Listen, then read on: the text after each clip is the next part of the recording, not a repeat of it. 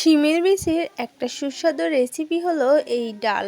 শিমের বিচি দিয়ে এভাবে চিংড়ি মাছ আর আলু দিয়ে একবার ডাল রান্না করে বা ভুনা টাইপের রান্না করে খেয়ে দেখো, এর স্বাদ যেন অতুলনীয়।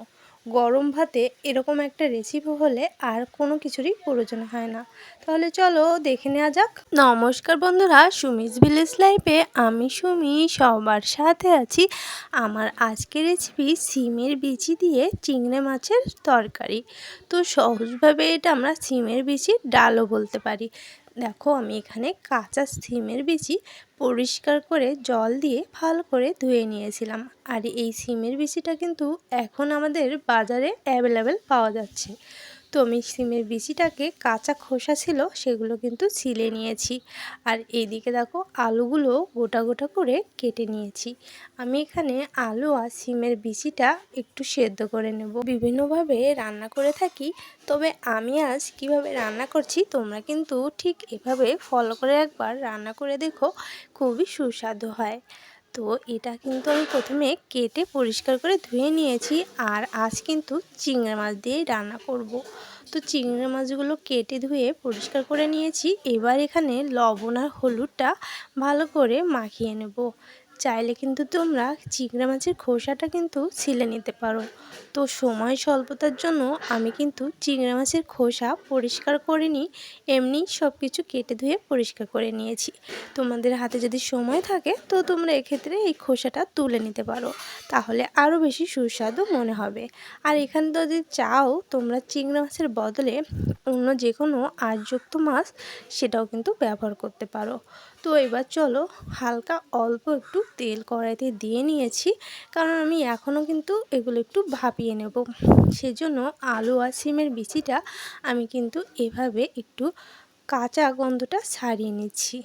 কড়াইতে হালকা একটু তেল দিয়ে নিয়েছি, আর একটু হলুদ আর একটু লবণ দিয়ে একটু হালকা কাঁচা গন্ধটা ছাড়িয়ে নেব। তাহলে শিমের বীজের একটা কাঁচা গন্ধ থাকে, সেটা কিন্তু চলে যাবে। তো এভাবে কিন্তু একটু ছাড়িয়ে নিয়ে তারপর কিন্তু জল দিয়ে সেদ্ধ করে নিতে হবে। তো এখানে তোমরা চাইলে এটা কিন্তু প্রেসারে দিয়েও সিটি দিয়ে দিতে পারো। তো আমি আজ প্রেসারে দেব না, কারণ আমি একটু গোটা গোটাই রাখবো। অনেক সময় প্রেসারে দিলে কিন্তু শিমের বিচিটা একদমই গলে যেতে পারে। তোমরা তোমাদের পছন্দ মতো আকারে সেদ্ধটা করে নিতে পারো। তো আমি এখানে দেখো হালকা লাল লাল মতো হয়ে গিয়েছে, আর কাঁচা গন্ধটাও কিন্তু বেশ চলে গিয়েছে। ওই আর কি হালকা ভাজাটা ভেজে নিয়েছি। আর এবার দেখো, আমি এখানে কিন্তু পরিমাণ মতো জল দিয়ে এটা ভালো করে সেদ্ধ করে নেব। শিমের বিচি যেহেতু কাঁচা শিমের বিচি, সেজন্য কিন্তু সেদ্ধ হতে খুব বেশি সময় লাগে না। আর যেহেতু নতুন আলু, সেজন্য কিন্তু আমার অনেকটা সময় কিন্তু এখানে প্রয়োজন নেই। তবু আমি এখানে প্রায় আধা ঘন্টার মতোই সেদ্ধ করে নিয়েছিলাম। আর তারপরে দেখো, তেল গরম করে গোটা জিরে আর শুকনো ঝাল ফোড়ন দিয়ে দিয়েছি। আর এটা কিন্তু একটা ফোড়নে দিলে বেশ সুন্দর একটা ঘ্রাণ আসে। আর এ পর্যায়ে পেঁয়াজ কুচি করে নিয়েছিলাম, সেটা কিন্তু এখানে আমি দিয়ে দিলাম। পেঁয়াজটা একটু লাল লাল করে ভেজে নেব। আর এখানে কিন্তু আমি একদমই অল্প তেলে রান্না করছি। আমার রান্নাগুলো কিন্তু খুবই স্বাস্থ্যসম্মতভাবে করি, কারণ তেলটা আমাদের শরীরের জন্য অনেকটাই ক্ষতিকর হয়ে থাকে। সেজন্যই কিন্তু তেলটা আমি অল্প দিয়েই রান্না করার চেষ্টা করি। তো পেঁয়াজটা যখন এরকম লাল লাল হয়ে গিয়েছিল, তখন কিন্তু রসুন আর আদার পেস্টটা এখানে দিয়ে দিলাম। তো এখানে এবার সমস্তটা দিয়ে একটু ভেজে নেব, যাতে আদা রসুনের কাঁচা গন্ধটা একটু চলে যায়। সেরকমভাবে একটু গন্ধটা সেরে নিতে হবে। আর এবার এখানে জিরে বাটাটা দিয়ে দিচ্ছি। বাটা মশলায় আমি রান্না করছি, তোমরা চাইলে এখানে গুঁড়ো মশলাও ব্যবহার করতে পারো। তো এখানে দেখো, আমি হলুদ গুঁড়ো, ঝালের গুঁড়ো সমস্তটাই কিন্তু এখানে এক এক করে দিয়ে দিচ্ছি। মশলাটা অল্প অল্প করে কিন্তু দিয়ে দিয়েছি, যেহেতু এই ঝালের গুঁড়োটা কালারের সাথে সাথে কিন্তু অনেকটাই ঝাল হয়। তবে শিমের বিচির তরকারিতে একটু হালকা মিষ্টি মিশিয়ে থাকলে কিন্তু বেশ ভালো লাগে। এবার চিংড়ি মাছটা আমি কিন্তু লবণ হলুদ দিয়ে মেখে রেখেছিলাম, সেটাই কিন্তু এখানে মশলাপাতির সাথে একটু কষিয়ে নেব। চিংড়ি মাছ তো সেদ্ধ হতে অনেকটা সময়ের প্রয়োজন হয় না, সেজন্য কিন্তু আমি এইভাবে এখানে মশলার সাথেই ভেজে নিচ্ছি। সামান্য লবণ এখানে দিয়ে দিলাম, যেহেতু মশলার সাথে লবণটা আমি দেইনি, সেজন্য কিন্তু দিয়ে দিয়েছি। আর এখানে কিন্তু চিংড়ি মাছের সাথে আগে থেকেই লবণ দেওয়া আছে। লবণটা কিন্তু তোমরা তোমাদের পরিমাণ মতো ব্যবহার করবে। তো এখানে দেখো চিংড়ি মাছটা লাল হয়ে গিয়েছে, তো এটা কিন্তু ভাজা হয়ে গিয়েছে। আর এবার যেটা সেদ্ধ করে রেখেছিলাম এই সেদ্ধটাই আমি এখানে দিয়ে দেব। আমি কিন্তু একদমই জল সহ দিয়ে দিয়েছিলাম, যতটুকু জল প্রয়োজন সেটা কিন্তু আমি পরে পাশে গরম করে নিয়ে দিয়ে দেব। তো শুকনো করেই সেদ্ধ করে নিয়েছি, আর সেটার সাথে এবার সমস্তটাই সুন্দর মতো কষিয়ে নেব। আমি এখানে ঝালের গুঁড়োটা দিয়েছি, আবার কাঁচা ঝালটা কিন্তু এখানে ব্যবহার করব। তো ঝালের গুঁড়োটা যদি অনেকটা ঝাল হয় তাহলে একটু পরিমাণে কমিয়ে দিতে হবে, কারণ এটার একটু কালারটা বেশ ভালো আসে। আর এই পর্যায়ে দেখো আমি গরম জলটা কিন্তু ঝোলের জন্য দিয়ে দিয়েছি। যতটুকু ঝোল তোমরা করতে চাও ঠিক ততটুকু পরিমাণ ঝোল কিন্তু তোমরা এখানে দিয়ে দিতে পারো, কারণ এটা একদমই সেদ্ধ করা রয়েছে, তো অতিরিক্ত ঝোল এখানে না দেওয়াই ভালো। আর এই পর্যায়ে দেখো সমস্তটা খুব সুন্দর মতো ফুটছে। এ পর্যায়ে আমি কয়টা কাঁচা চিরা ঝাল দিয়ে দিয়েছি, আর সামান্য চিনি এখানে দিয়ে দিলাম। তো মিষ্টি মিষ্টি একটা ভাব থাকলে বেশ ভালো লাগে এই রেসিপিটা খেতে। তো এরকম করে তোমরা কিন্তু অবশ্যই রান্না করবে।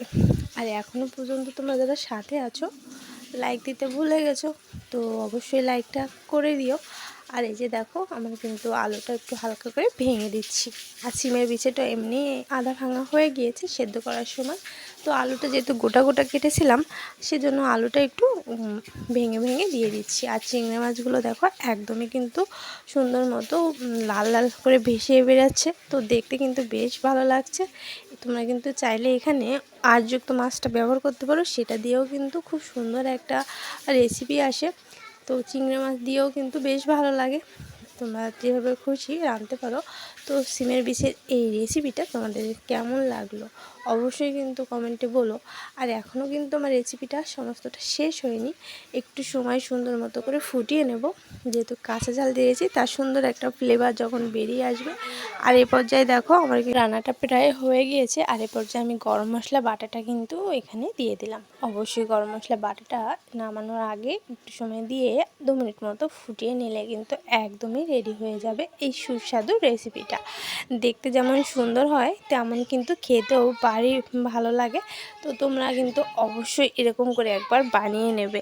আর এই যে দেখতে পাচ্ছ চিংড়ি মাছগুলো কি সুন্দর উপরে লাল লাল করে দেখা যাচ্ছে, তো বেশ ভালো লাগছে দেখতে। এই লাল লালগুলো হলুদের মধ্যে লাল, এই রঙটা বেশ সুন্দর একটা ফুটে উঠেছে। তো দেখো একদমই কিন্তু রেডি হয়ে গেল আমার এই সুস্বাদু রেসিপিটা। তোমরা এখানে চাইলে কিন্তু অন্য যে টেস্টি মশলাগুলো থাকে সেগুলো সরিয়ে দিতে পারো, সেই মশলাটা দিলেও কিন্তু বেশ সুন্দর একটা টেস্ট আসে। তো এই যে দেখো আমি ফুটিয়ে নিচ্ছি 2 মিনিটের মতো, কারণ একটু গরম মশলা বাটা যেহেতু দিয়েছি, আর গরম মশলা গুঁড়োটা ব্যবহার করলে 2 মিনিটের মতো না ফুটালেও চলে, কারণ গরম মশলা যে সেন্টটা সেটা কিন্তু খুব দ্রুতই মিশে যায়। আর এক্ষেত্রে দেখো আমার কিন্তু একদমই রেডি হয়ে গেছে, আমি একটা প্লেটে ঢেলে নিয়েছিলাম। আর সিমের বিচের এই তরকারিটা কিন্তু একটু আঠালো হয়ে যায় যখন ঠান্ডা হয়ে যায়, তো আমি একটু ঝোল সহ নামিয়েছিলাম। আর এ পর্যায়ে কিন্তু দেখো আমার ঝোলটা একদমই পারফেক্ট হয়ে গিয়েছে, কারণ এর থেকে ঝোল হলে বেশি ভালো লাগে না। চিংড়ি মাছগুলো বেশ খুব দারুণ হয়েছিল আর খেতে খুবই সুন্দর একটা রেসিপি তোমাদের সাথে শেয়ার করলাম। তোমাদের কাছে কেমন লাগলো অবশ্যই কমেন্টে জানাতে ভুলো না। আর তোমরা যারা নতুন বন্ধুরা আসো তারা সুন্দর একটা কমেন্ট করে থেকে যেও, তোমাদের কমেন্ট ধরে কিন্তু আমি তোমাদের বাড়ি থেকে ঘুরে আসব। আর তোমরা অবশ্যই কিন্তু সাবস্ক্রাইব করে আমার পাশে থেকো। আর মিষ্টি মিষ্টি কমেন্টগুলো করতে ভুলে যেও না। তোমাদের মিষ্টি কমেন্ট আর তোমাদের লাইক আমাকে ভিডিও করার উৎসাহ অনেকটা গুণ বাড়িয়ে দেয়, আর সেজন্যই নতুন নতুন ভিডিও তোমাদের সামনে নিয়ে আসতে পারি। তো এভাবেই পাশে থেকো, সাথে থেকো। আর এরকম সুন্দর সুন্দর রেসিপি পেতে অবশ্যই সাবস্ক্রাইব করো, আর বেল বাটনটি চেপে দিও, তাহলে যখন নতুন ভিডিও দেব সাথে সাথে তোমাদের কাছে নোটিফিকেশন চলে যাবে। তো ভালো থেকো, সুস্থ থেকো, পরবর্তী ভিডিওর সাথে থেকো।